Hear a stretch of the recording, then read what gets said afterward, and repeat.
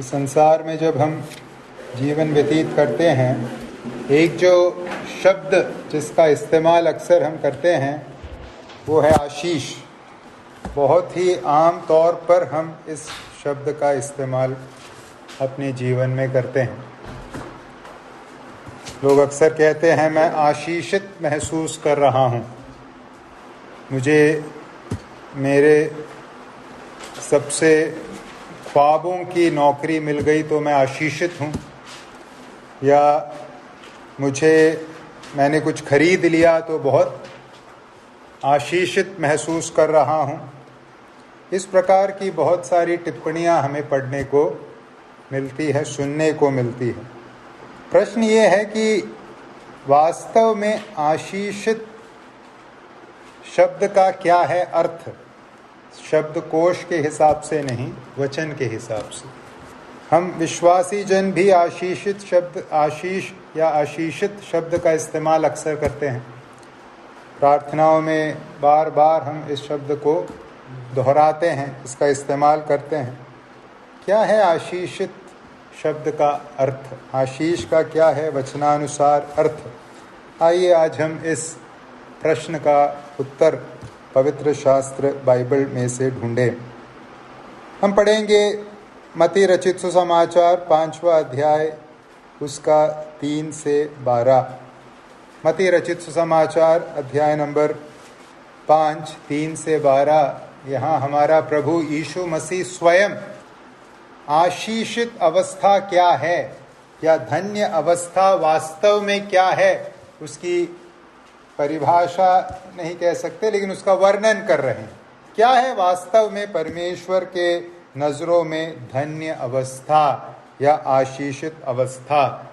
आइए हम इन आयतों को पढ़ें और इसमें से उस अर्थ को सीखें। इस प्रकार से लिखा है, मत्ती का सुसमाचार अध्याय नंबर 5, 3 से आगे मैं पढ़ रहा हूँ। धन्य है वे जो मन के दीन है, क्योंकि स्वर्ग का राज उन्हीं का है। धन्य है वे जो शोक करते हैं, क्योंकि वे शांति पाएंगे। धन्य है वे जो नम्र हैं, क्योंकि वे पृथ्वी के अधिकारी होंगे। धन्य है वे जो धर्म के भूखे और प्यासे हैं, क्योंकि वे तृप्त किए जाएंगे। धन्य है वे जो दयावंत है, क्योंकि उन पर दया की जाएगी। धन्य है वे जिनके मन शुद्ध है, क्योंकि वे परमेश्वर को देखेंगे। धन्य है वे जो मेल कराने वाले हैं, क्योंकि वे परमेश्वर के पुत्र कहलाएंगे। धन्य है वे जो धर्म के कारण सताए जाते हैं, क्योंकि स्वर्ग का राज उन्हीं का है। धन्य हो तुम जब मनुष्य मेरे कारण तुम्हारी निंदा करे और सताए और झूठ बोल कर तुम्हारे विरोध में सब प्रकार की बुरी बातें कहें। तब आनंदित और मगन होना, क्योंकि तुम्हारे लिए स्वर्ग में बड़ा फल है, इसलिए कि उन्होंने उन भविष्यद्वक्ताओं को जो तुमसे पहले थे इसी रीति से सताया था। प्रभु इन वचनों के द्वारा हम सबसे बातें करें, प्रभु के नाम की महिमा हो। तो ये पहाड़ी उपदेश है। पहाड़ी उपदेश की खासियत क्या है? पहला उपदेश जो हमारे प्रभु यीशु मसीह ने प्रचार किया अपने सार्वजनिक सेवकाई के अंतर्गत, पहला उपदेश जो प्रभु ने दिया है वो है पहाड़ी उपदेश। और अपने उपदेशों की श्रृंखला की शुरुआत प्रभु क्या करते हुए, क्या सिखाते हुए कर रहे हैं? वास्तव में सच्ची धन्यावस्था क्या है, सच्चा आशीष क्या है, इस बात को बताते हुए प्रभु यीशु मसीह यहाँ अपने उपदेशों की शुरुआत कर रहे हैं। तो आइए हम इन पदों में से सचमुच धन्यावस्था क्या है उसको हम जाने, सीखें और अपने जीवन में उस मापदंड के अनुसार आगे बढ़ें। यहाँ जब हम इन आयतों को पढ़े, अगर आपने गौर किया, 9 बार प्रभु ने आशीष या धन्य शब्द का इस्तेमाल किया। 9 बार प्रभु धन्य शब्द का इस्तेमाल कर रहे हैं। अगर 9 बार धन्य शब्द का इस्तेमाल इन आयतों में हुआ है, हम क्या कहें? हम कह सकते हैं जिस विषय के ऊपर परमेश्वर बात कर रहे हैं, प्रभु यीशु बात कर रहे हैं, वो विषय क्या है? धन्य अवस्था कैसी है, वो है यहाँ का विषय। तो प्रभु यीशु मसीह स्वयं इस बात को बता रहे हैं कि धन्य अवस्था का मतलब क्या है। हम अपने मन में कई प्रकार के सोच रखते होंगे। जैसे हमने शुरुआत में कहा, नौकरी मिल गई मैं धन्य हो गया, पैसा मिल गया मैं धन्य हो गया, घर बन गया मैं धन्य हो गया। हमारी सोच ऐसी होगी, लेकिन हमारी सोच का महत्व नहीं है। प्रभु क्या सोचते हैं उसका महत्व है। और यहाँ प्रभु हमें बताते हैं वास्तव में धन्य अवस्था है क्या। एक बात अगर आप यहाँ गौर करेंगे, यहाँ भौतिक वस्तुओं और सांसारिक संपत्ति का किसी प्रकार का जिक्र हम नहीं पाते। आप 3 से लेकर 12 तक के आयतों को जब देखें, जहां धन्य अवस्था का वर्णन किया गया है, ना तो भौतिक वस्तुओं की चर्चा की गई है, ना ही सांसारिक संपत्ति की चर्चा की गई है। हम धन्यावस्था के साथ किसको जोड़ते हैं? अक्सर किसको धन्य बुलाते हैं? जिनके पास भौतिक वस्तुएं हैं, सांसारिक संपत्ति है, हम उन्हें धन्य बुलाते हैं। लेकिन ध्यान दीजिए, प्रभु यीशु मसीह जब धन्य अवस्था की चर्चा कर रहे हैं, धन्य अवस्था क्या है सिखा रहे हैं, वहां भौतिक वस्तुओं और सांसारिक संपत्ति का जिक्र नहीं कर रहे। तो क्या है वास्तव में सच्ची धन्यावस्था, या क्या नहीं है वास्तव में सच्ची धन्यावस्था? सच्ची धन्यावस्था का वास्ता संसार और संसार के वस्तुओं के साथ नहीं है। यह पहली समझ हमारे अंदर होनी चाहिए। संसार और संसार के वस्तुओं के प्राप्त करने के साथ सच्ची धन्यावस्था का कोई वास्ता नहीं है। धन्यावस्था जिसके बारे में प्रभु 3 से 12 तक के आयतों में चर्चा कर रहे हैं, उसका जो केंद्रीय विषय वस्तु है वो आत्मिक बातें हैं। आत्मिक अवस्था के बारे में प्रभु यीशु मसीह यहाँ चर्चा कर रहे हैं। जब क्या है वास्तव में, कौन है वास्तव में धन्य व्यक्ति, इस बात को प्रभु यीशु यहाँ चित्रित कर रहे हैं। जो मुख्य विषय वस्तु है वो भौतिक नहीं है, वो आत्मिक है। धन्यावस्था का वास्ता हमारे अंदर की अवस्था के साथ है, मुख्य तौर पर, न कि बाहरी अवस्था के साथ। नए नियम के किसी भी संदर्भ में भौतिक समृद्धि या उत्तम परिस्थितियों को धन्यावस्था के साथ नहीं जोड़ा गया। नए नियम में किसी भी संदर्भ में भौतिक समृद्धि और उत्तम परिस्थितियों को धन्य अवस्था के साथ इस जीवन में नहीं जोड़ा गया है। इस बात को हमें समझना होगा।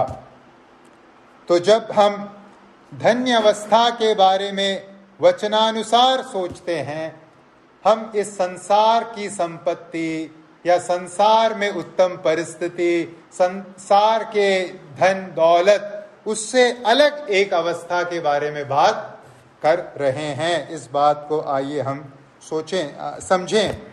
क्या होगा अगर यह समझ हमारे अंदर नहीं है? क्या होगा जब हम धन्यावस्था को, सच्ची धन्यावस्था को संसार के वस्तुओं के साथ, संसार के धन संपत्ति के साथ, समृद्धि के साथ जोड़कर देखेंगे तो क्या होगा? हमारी क्या अवस्था होगी? हमारी अवस्था भी उन लोगों के माफिक होगी जिनके बारे में हम यूहन्ना रचित सुसमाचार अध्याय 6 के अंत में पढ़ते हैं। वो कौन थे जिनके बारे में हम यूहन्ना रचित सुसमाचार अध्याय 6 में पढ़ते हैं? एक बड़ी भीड़ जो प्रभु यीशु को अपना राजा बनाने के लिए तत्पर है, क्योंकि मुफ्त में क्या मिल रहा है? खाने के लिए भोजन मिल रहा है। लेकिन जब प्रभु यीशु मसीह ने आत्मिक बातों की चर्चा उस भीड़ से करनी शुरू करी और कहा, जो मेरा मांस नहीं खाएगा, जो मेरा लहू नहीं पिएगा, उसको जीवन नहीं मिलेगा। जब ऐसी बातें प्रभु ने सिखाना शुरू किया, क्या किया उस भीड़ ने? भीड़ एक के बाद एक वहां से निकल गई, चली गई। कोई भी प्रभु के पीछे नहीं रहा। प्रभु ने अंत में अपने चेलों से पूछा, तुम नहीं जाना चाहते क्या वापस? चेलों ने कहा, प्रभु आपके सिवाय जीवन का वचन और किसके पास है? तो चेले नहीं गए, भीड़ चली गई। तो अगर हम सच्ची धन्यावस्था के बारे में गलतफहमी रखेंगे और सोचेंगे सच्ची धन्यावस्था का लेना देना जीवन में सुख के साथ है, समृद्धि के साथ है, परेशानियों का ना होने के साथ है, बीमारियों के ना आने के साथ है, अगर हम इस प्रकार की सोच रखेंगे, हम भी उसी भीड़ के माफिक एक दिन क्या हो जाएंगे, प्रभु को छोड़कर चले जाएंगे। क्योंकि हमने जो कल्पना की थी कि प्रभु यीशु के पीछे आने से क्या क्या मिलेगा, वो कुछ तो मिला नहीं, हम निराश हो जाएंगे, हम चले जाएंगे। इसलिए हमें ये समझने की जरूरत है, वचन में जिस धन्य अवस्था के बारे में प्रभु यीशु ने हमें सिखाया है, बताया है, उसका वास्ता संसार के समृद्धि के साथ नहीं है, संसार के भौतिक संपत्ति के साथ नहीं है, संसार में बड़ा व्यक्ति बनने के साथ नहीं है। फिर क्या है सच्ची धन्यावस्था?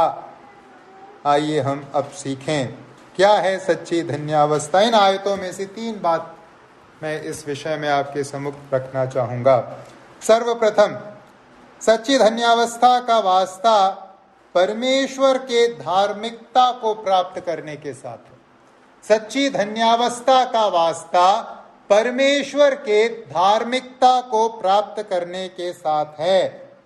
पद 6, धन्य हैं वे जो धर्म के भूखे और प्यासे हैं, क्योंकि वे तृप्त किए जाएंगे। सच्ची धन्यावस्था का वास्ता परमेश्वर के धार्मिकता को प्राप्त करने के साथ है। कौन है धन्य व्यक्ति? कौन है परमेश्वर के नजरों में धन्य व्यक्ति? वो है धन्य व्यक्ति परमेश्वर के नजरों में जिसने क्या प्राप्त किया है, परमेश्वर के धार्मिकता को हासिल किया है। वो है परमेश्वर के नजरों में धन्य व्यक्ति। क्या है मनुष्य की सबसे बड़ी आवश्यकता? क्या है मेरी और आपकी सबसे बड़ी जरूरत, महत्वपूर्ण जरूरत? मनुष्य की सबसे बड़ी आवश्यकता, सबसे बड़ी जरूरत है छुटकारा। हर एक मनुष्य को इसके बारे में अंदाजा है। मनुष्य की सबसे बड़ी जरूरत छुटकारा है। रोमियो की पत्री 1:18 में हम पढ़ते हैं, कहां से छुटकारा?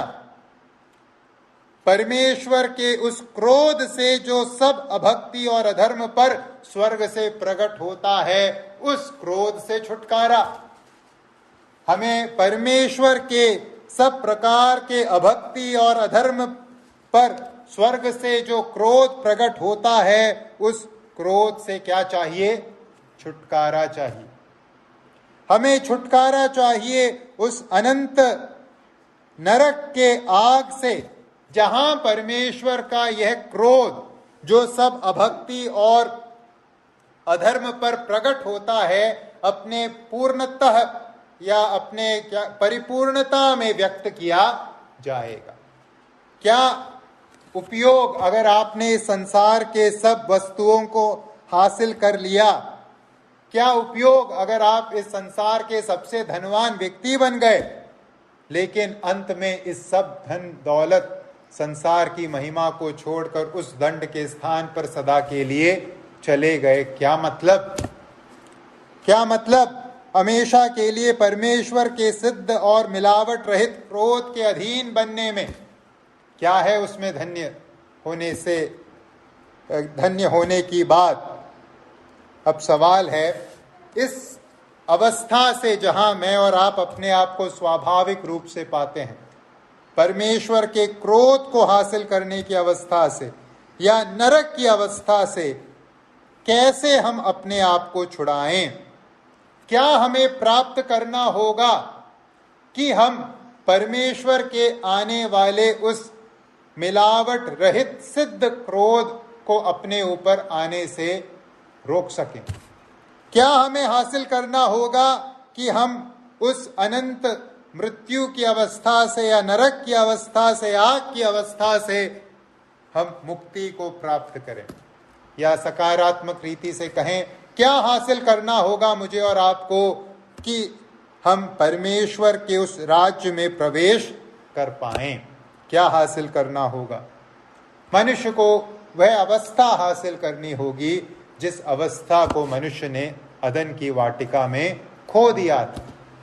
मनुष्य को उस अवस्था को वापस प्राप्त करना होगा जो आदम ने अपने पाप के चलते अदन की वाटिका में मानव जाति के लिए खो दिया था। और वो कौन सी अवस्था थी? धार्मिकता की अवस्था। परमेश्वर ने मनुष्य को अपने स्वरूप में बनाया, अपने सदृश बनाया, अपने साथ संगति के लिए बनाया और धार्मिकता में बनाया। लेकिन आदम ने पाप किया और उस पाप के चलते मनुष्य ने उस धार्मिकता को क्या कर दिया? गवा दिया, खो दिया। और इसलिए उस धार्मिकता के अभाव में वह परमेश्वर के क्रोध के अधीन हो गया। उस शुद्ध क्रोध, उस मिलावट रहित क्रोध के अधीन मनुष्य हो गया। तो अगर मुझे और आपको परमेश्वर के उस क्रोध से, पाप के उस दंड से बचना है, क्या हासिल करना होगा? हमें उस खोए हुए धार्मिकता को हासिल करना होगा। जब तक हम आदम द्वारा खोए हुए उस धार्मिकता को हासिल नहीं करेंगे, हम जीवन में छुटकारा प्राप्त नहीं कर पाएंगे। तो क्या है सच्ची धन्यावस्था? सच्ची धन्यावस्था है उस खोए हुए अदन की बगीचे में खोए हुए उस धार्मिकता को, परमेश्वर के धार्मिकता को वापस पाना है सच्ची धन्यावस्था। अब सवाल उठता है, कैसे हम इस सच्ची धन्यावस्था को पाएं? कैसे हम परमेश्वर के धार्मिकता को अर्जित करें? क्या करना होगा? 3 से लेकर 5 तक के आयतों में उत्तर दिया गया है।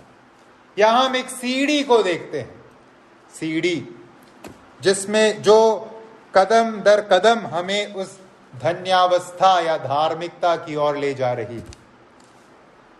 सबसे पहला कदम क्या है इस सीढ़ी में?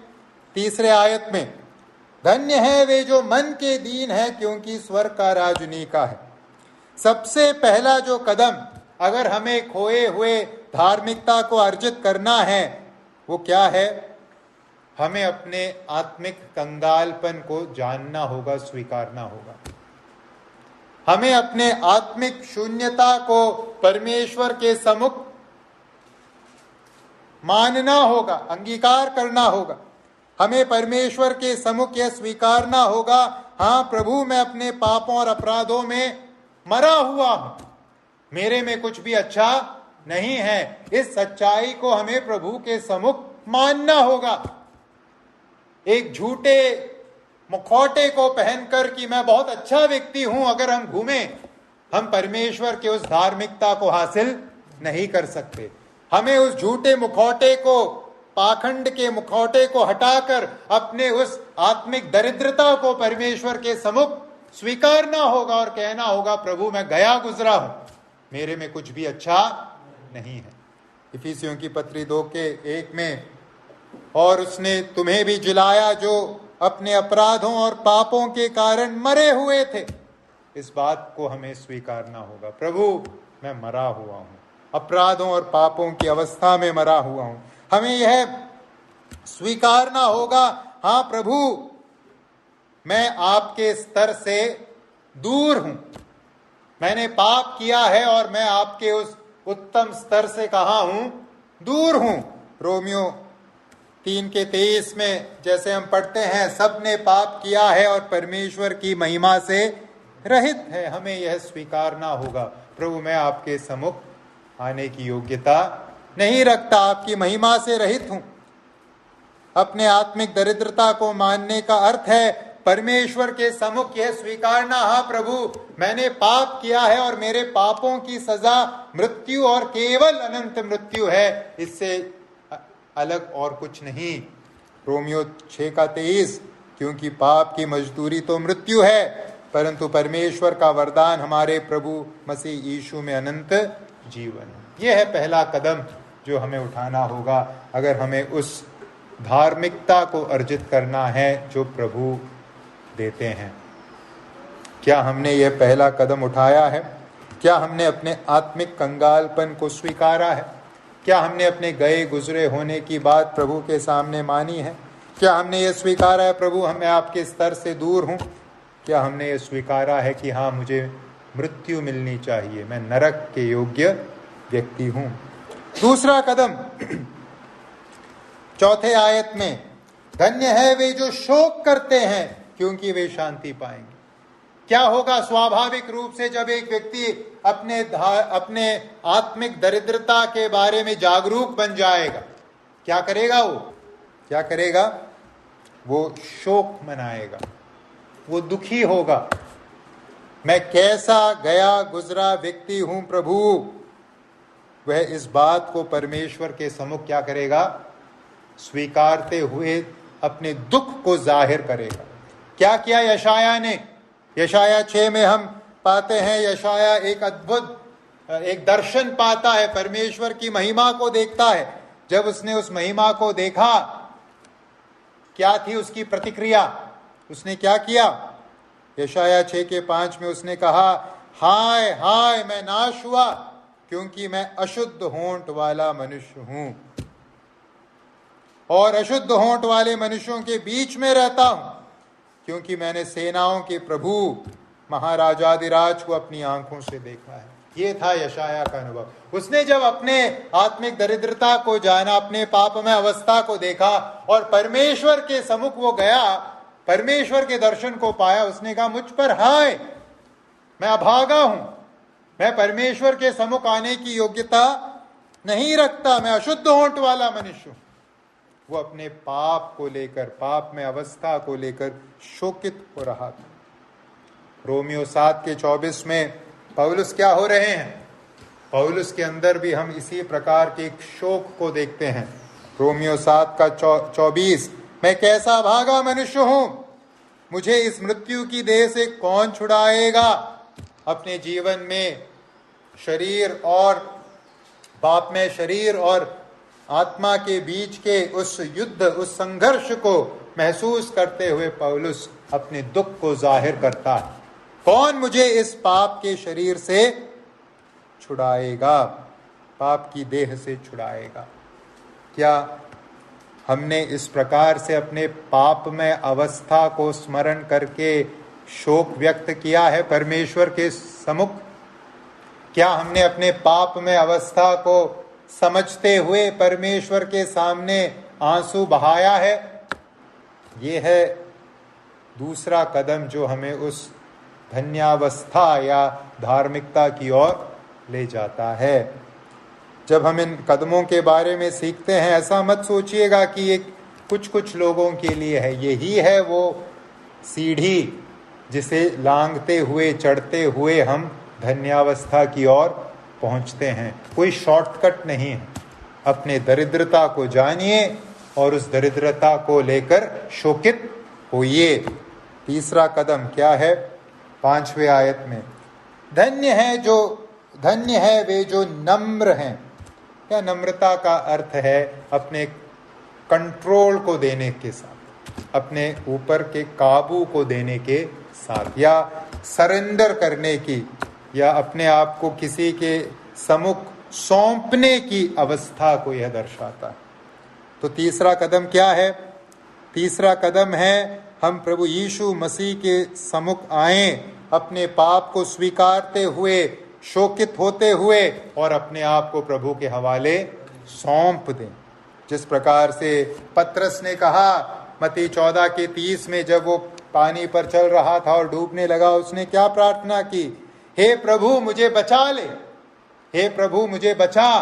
इस प्रकार की प्रार्थना के साथ प्रभु के सम्मुख आना और कहना, प्रभु जी मुझे बचा लो, मैं एक पापी इंसान हूं, मेरे में कुछ भी अच्छा नहीं है। क्या हमने इस प्रकार के प्रार्थना के साथ प्रभु के सम्मुख प्रवेश करते हुए अपने जीवन को प्रभु यीशु को सौंपा है? ये है धार्मिकता हासिल करने का तीसरा कदम। प्रभु यीशु मसीह के सामने अपनी शून्यता को मानते हुए, अपनी शून्यता के लिए, पाप में अवस्था के लिए दुख जाहिर करते हुए अपने जीवन को प्रभु को सौंप देना और कहना, प्रभु आप ही मुझे बचा सकते हो, मैं अपने आप को बचा नहीं सकता, मुझे इस अवस्था से और कोई छुड़ा नहीं सकता सिवाय आपके, और कोई और किसी पर मेरी आशा नहीं। और क्या है चौथा कदम, छठे पद में हम पढ़ते हैं, धन्य है वे जो धर्म के भूखे और प्यासे हैं। धन्य है वे जो धर्म के भूखे और प्यासे हैं। चौथा और अंतिम कदम परमेश्वर के धार्मिकता को प्राप्त करने के लिए जो है वो है पाप से इस प्रकार के घृणा को अपने हृदय में रखना कि आप पाप के साथ किसी प्रकार के वास्ते को अब नहीं रखोगे। एक पवित्र इच्छा हृदय में कि प्रभु मेरे अंदर से हर प्रकार के अशुद्धता को आप दूर कीजिए। जिस पाप से मैं अपने आप को बचा नहीं सकता था, अब आप मेरे जीवन में आ गए हो, आप मुझे उस पाप पर जय दीजिए। भजन संहिता 51 के 10 में भजनकार कहता है, हे परमेश्वर मेरे अंदर शुद्ध मन उत्पन्न कर और मेरे भीतर स्थिर आत्मा नए सिरे से उत्पन्न कर। हे परमेश्वर मेरे अंदर शुद्ध मन उत्पन्न कर और मेरे भीतर स्थिर आत्मा नए सिरे से उत्पन्न कर। क्या हमने इस प्रकार से प्रार्थना करी है? या जो भी हम वचन पढ़ रहे हैं या जिन अनुभवों का जिक्र कर रहे हैं वो सब परमेश्वर के दासों का अनुभव है। चाहे पौलुस हो, चाहे दाऊद हो, चाहे यशाया हो, चाहे पत्रस। क्या हमारा अनुभव भी इनके साथ मिलता जुलता है? क्या हमने भी इस प्रकार से प्रार्थना की, प्रभु मेरे अंदर शुद्ध मन उत्पन्न कर। मेरे अंदर कई प्रकार की अशुद्धताएं आ जाती हैं, मुझे शुद्धता चाहिए प्रभु। मेरे मन में, मेरे व्यवहार में, मेरे चरित्र में, मेरे बोली में, मेरे भाषा में मुझे शुद्धता चाहिए, क्योंकि अब मैं आपका हूं। क्या इस प्रकार की एक क्या कहेंगे, एक भूख, एक प्यास शुद्धता के लिए हमारे अंदर है? देखिए, जहां तक परमेश्वर के धार्मिकता को अर्जित करने का सवाल है, परमेश्वर की धार्मिकता व्यक्ति कब अर्जित करता है? तीसरे कदम में अर्जित करता है, जब वो यीशु मसीह के पास अपने हाथ को खड़े कर कर, प्रभु मेरे में कुछ भी अच्छा नहीं है, मुझे अब आप बचा लीजिए, इस प्रकार के इस भावना के साथ जब वो है परमेश्वर के पास जाता है और अपना जीवन प्रभु को सौंपता है, विश्वास करता है, तब प्रभु अपनी धार्मिकता उस व्यक्ति को देते हैं। विश्वास से ही धार्मिकता मिलती है। लेकिन हमने प्रभु की धार्मिकता प्राप्त कर ली है, हम कैसे जानते हैं? जब हम अपने अंदर पवित्रता के लिए इस प्रकार की एक भूख और प्यास देखते हैं, महसूस करते हैं। जब हमें संसार के थे, हमें पवित्रता के साथ, शुद्धता के साथ कोई वास्ता नहीं था, हमें चुपती नहीं थी संसार की बुराइयां, पाप चुपता नहीं था। पाप के वातावरण में हमें बिल्कुल किसी प्रकार के परेशानी का सामना नहीं करना पड़ता था। जो लोग नाली के किनारे रहते हैं, बड़े बड़े शहरों में झुग्गी झोपड़ियां होती हैं, जो नाली के किनारे रहते हैं अपने मजबूरी के चलते, उनको उस नाली से आने वाले बदबू को से इस प्रकार का वास्ता हो गया है कि अब उन्हें उससे कोई परेशानी नहीं हुई। लेकिन कोई दूर किसी गांव से आएगा वहां, तो उसे तुरंत क्या आभास होगा, यहां तो बहुत बदबू है। हमारी भी अवस्था वैसे ही थी। हम पाप के नाले के किनारे रहते थे या पाप के नाले में रहते थे। पाप से हमें किसी प्रकार की कोई परेशानी नहीं होती थी। केवल इतनी थी परेशानी कि कोई देखे ना, पकड़े ना जाए, इसके सिवाय और कोई परेशानी नहीं थी। लेकिन अब जब हम प्रभु के हो चुके हैं, जब हमने प्रभु को अपना जीवन सौंप दिया है, प्रभु ने हमें अपनी धार्मिकता दे दी है, जो सबसे बड़ा अंतर हमारे अंदर आता है वो क्या है? अब पाप की बदबू परेशान करने लगती है। पहले कोई प्रॉब्लम नहीं थी, लेकिन अब वो बदबू हमें भयंकर रूप से परेशान करती है कि हम अब पाप के साथ कोई वास्ता नहीं रखना चाहते। तो क्या इस प्रकार की एक पवित्र भूख और प्यास हमने महसूस की है पाप के प्रति? क्या ये जो संबंध है पाप के प्रति बदला है?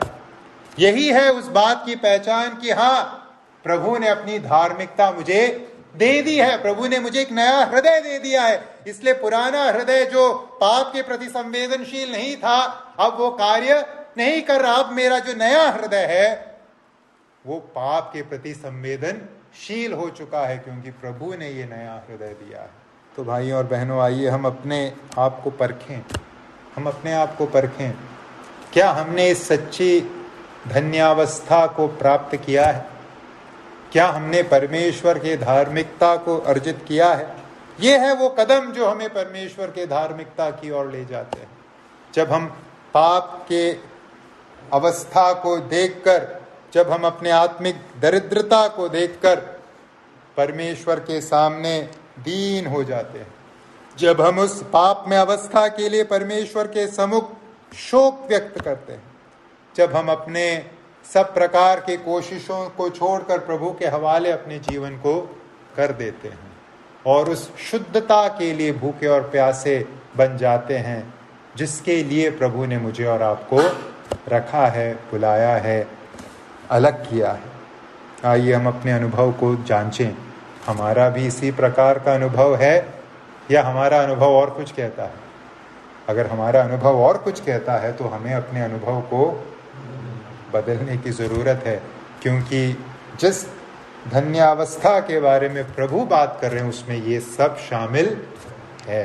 दरिद्रता को पहचानना, उस दरिद्रता के लिए शोकित होना और उस दरिद्र अवस्था में प्रभु यीशु के सामने जाकर अपने आप को सौंपना और उस शुद्धता में रहते हुए, शुद्धता के लिए लालायित होते हुए अपना जीवन बिताना, धर्म के प्रति भूख और प्यास को दर्शाना।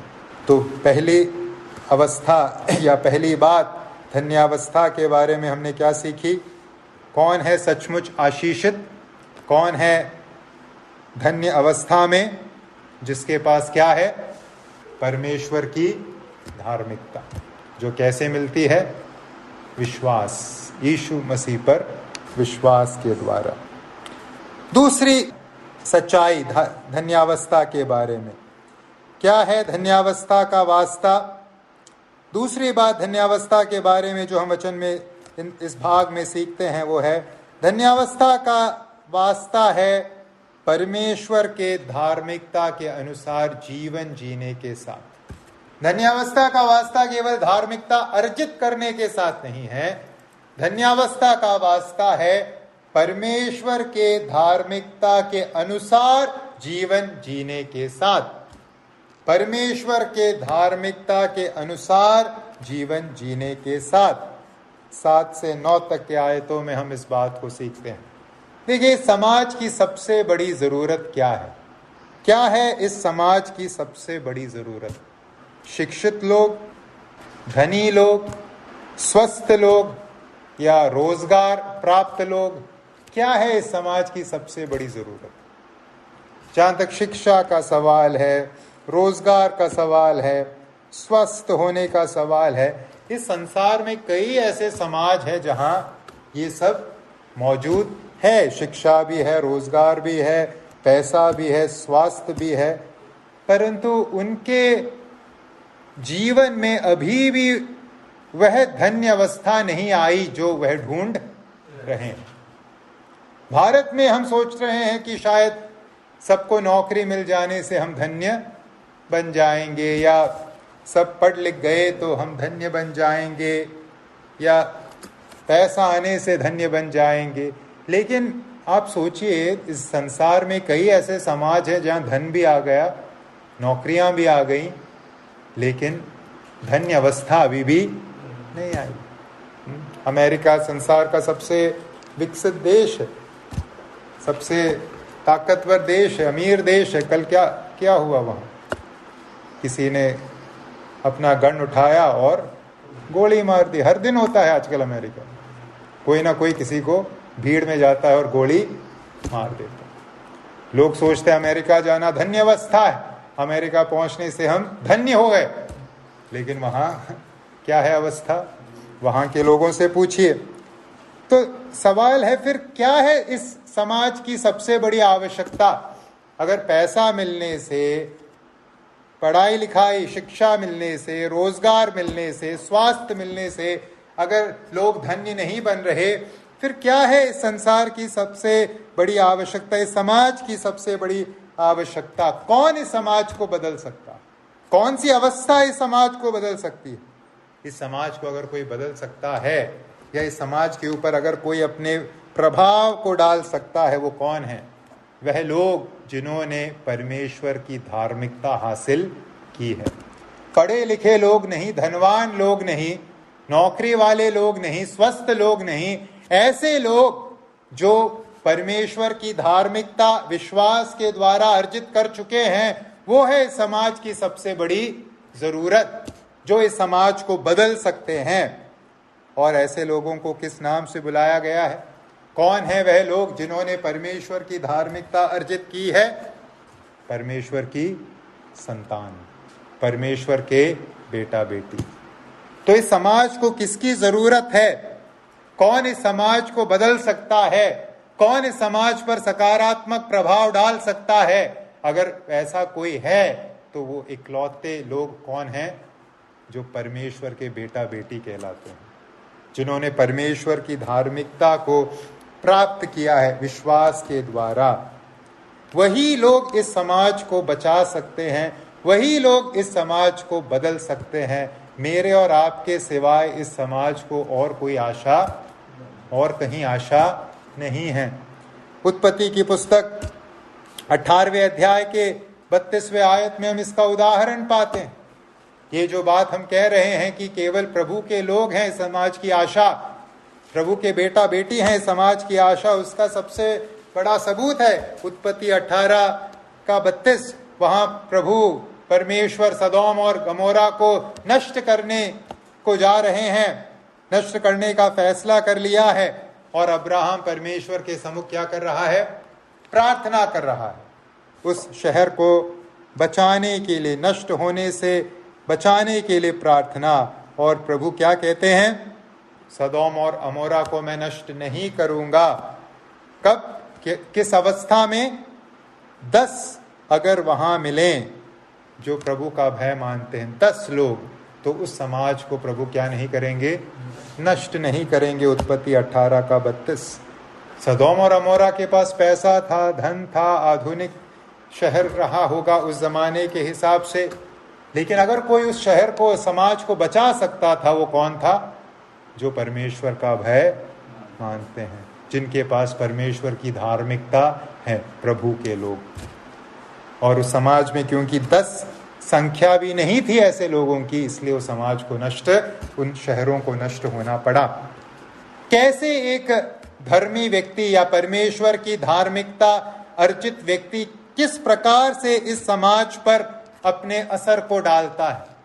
कैसे परमेश्वर के बेटा बेटी इस समाज पर किस प्रकार से अपने असर को डालते हैं? 7 से 9 तक के पदों में हम उसे व्यवहारिक रूप में पाते हैं। कैसे हम इस समाज पर अपने असर को डालें ताकि यह समाज बेहतर हो? 7 से 9 तक के आयतों में 7वें पद में लिखा है, धन्य है वे जो दयावंत हैं। धन्य है वे जो दयावंत हैं। जिस प्रकार से हमारा प्रभु दया से परिपूर्ण है, उसी प्रकार से परमेश्वर की धार्मिकता अर्जित लोग भी किस प्रकार का जीवन जिए?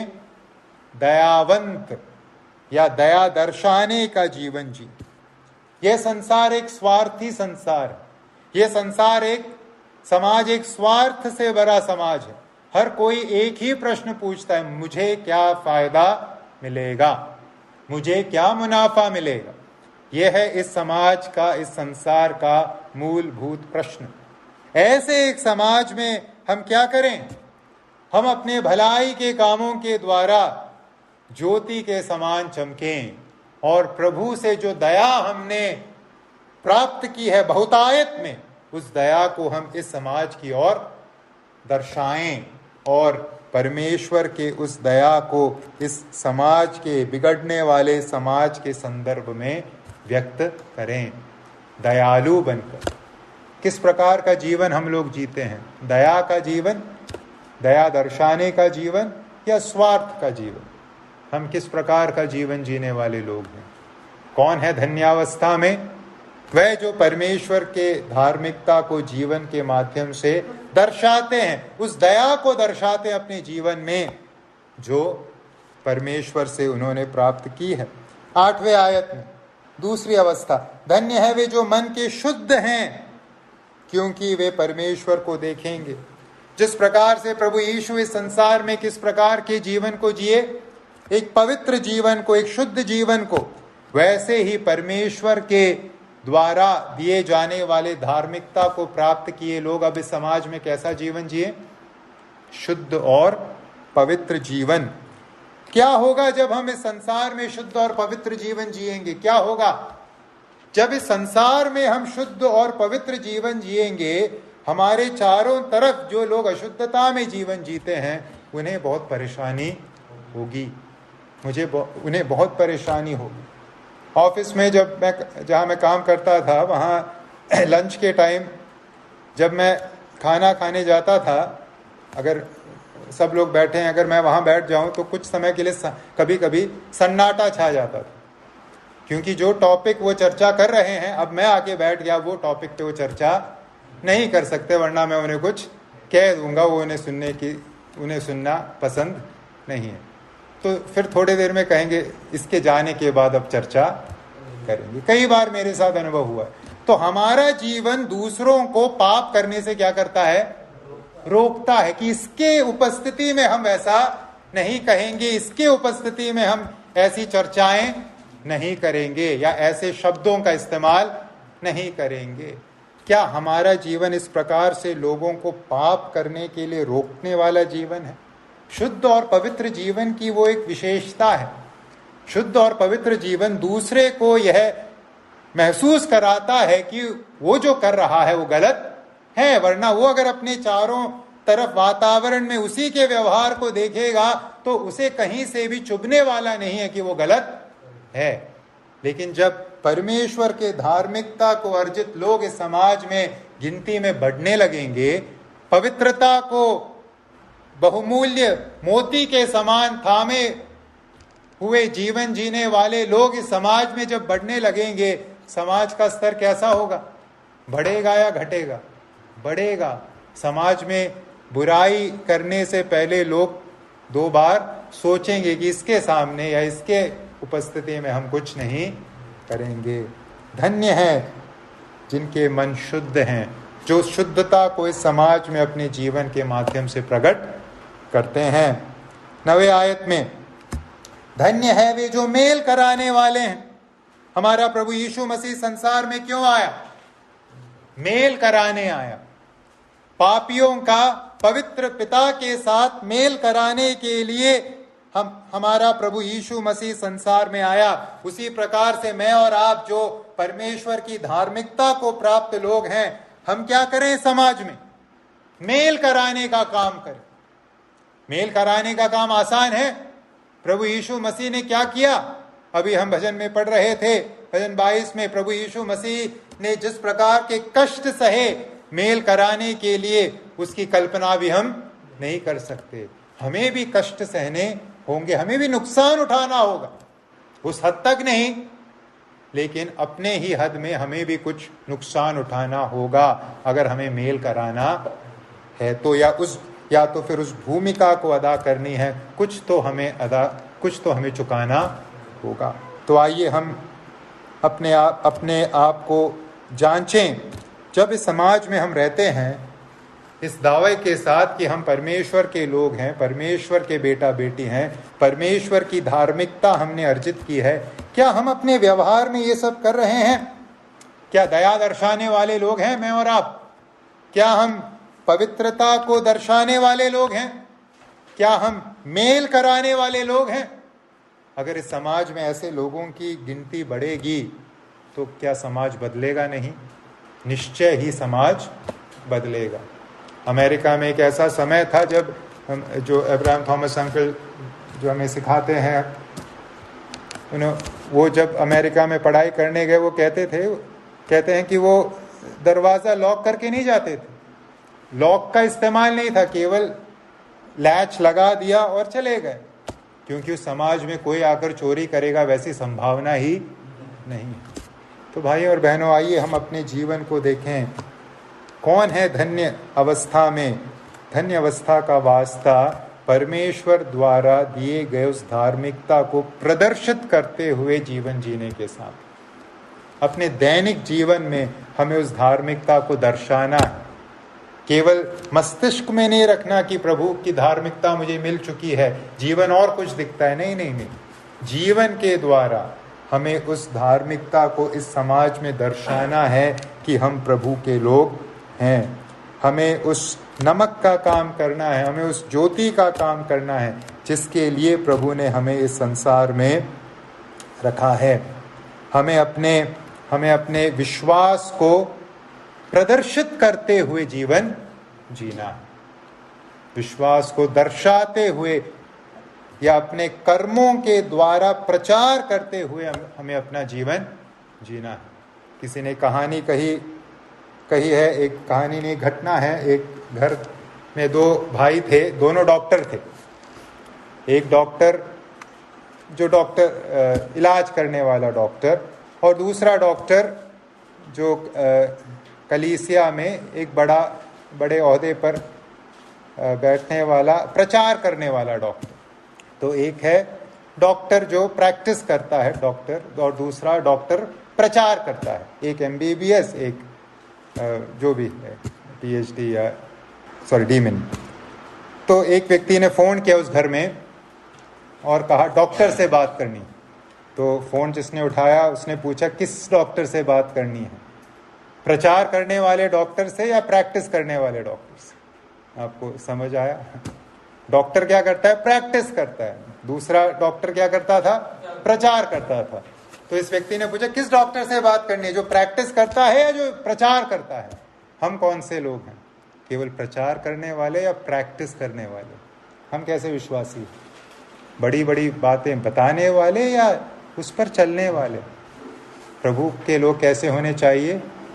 प्रैक्टिस करने वाले, केवल बोलने वाले नहीं, प्रैक्टिस करने वाले। तो धन्यावस्था का लेना देना किसके साथ है? धन्यावस्था का लेना देना परमेश्वर के धार्मिकता के अनुसार जीवन जीने के साथ है। आखिरी और अंतिम बात, परमेश्वर के नजरों में धन्यावस्था क्या है? दो बातें हमने अब तक सीखी। धन्यावस्था का वास्ता किसके साथ है?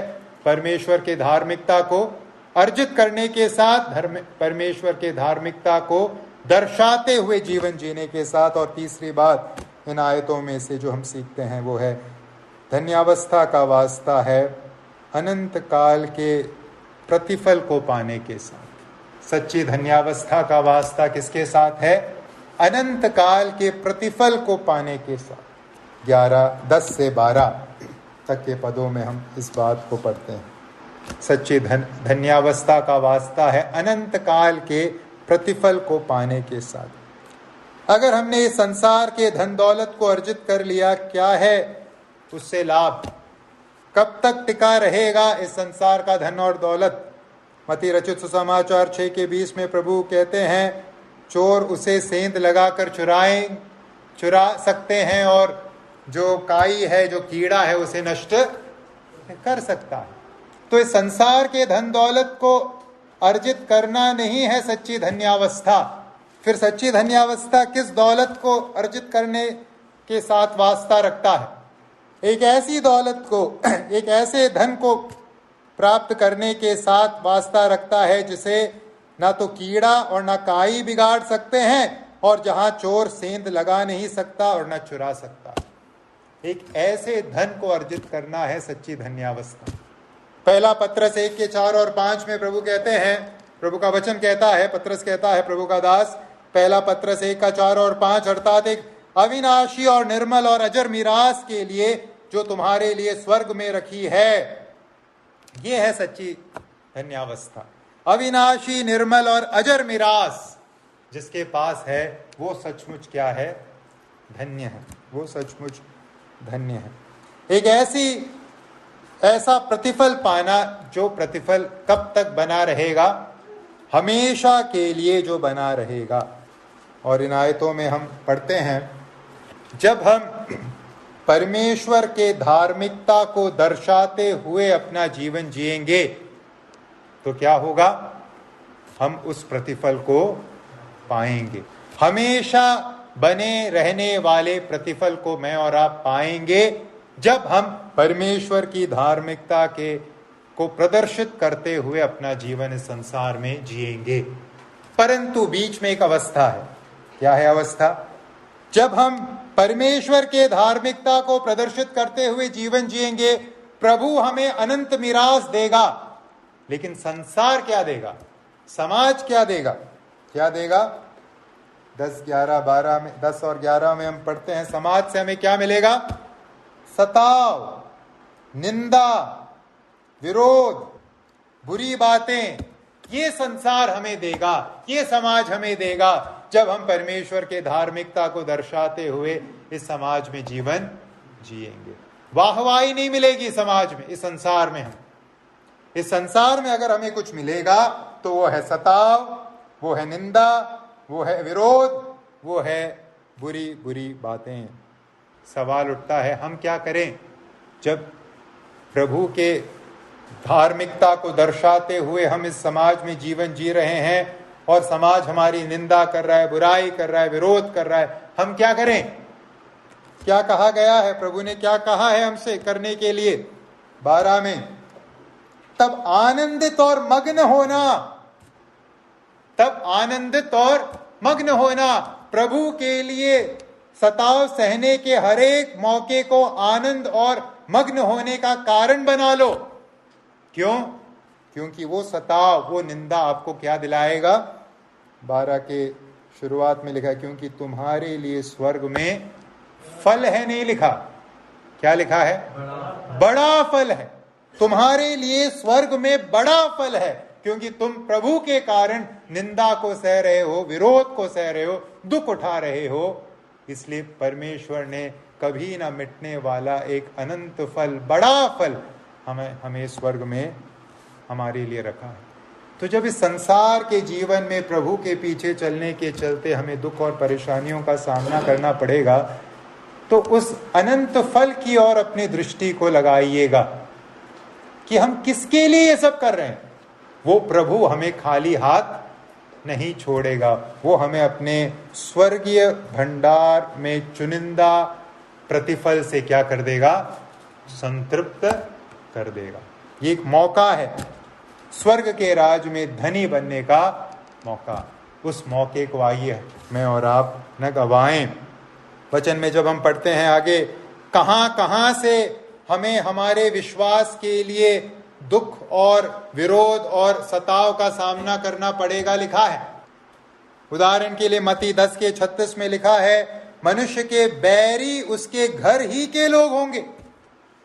बाहर से नहीं होगा सताव, हमेशा कुछ केस में बाहर से होगा, लेकिन कई बार विरोध कहां होगा?